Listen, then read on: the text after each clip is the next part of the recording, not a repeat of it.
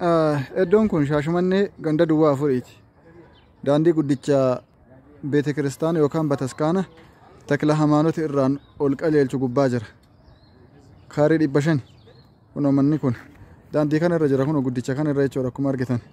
Qeejibichoo bira abbaa qabeenyaa beekamaadha.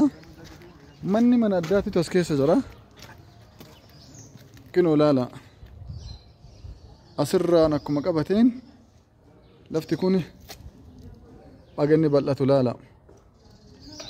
Daandiin isaa la biqiltuun keessa jirullee giriinii ta'e akka inni jiru.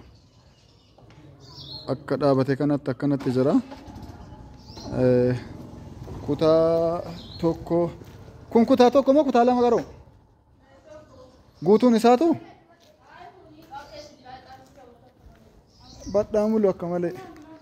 Kun duuba kana qarsiin tokko kanaan lama kanaan sadii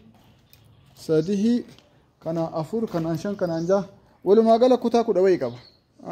Kutaa 12 qaba mana fincaaniitiin waliin. Seen ilaali kamal godhu.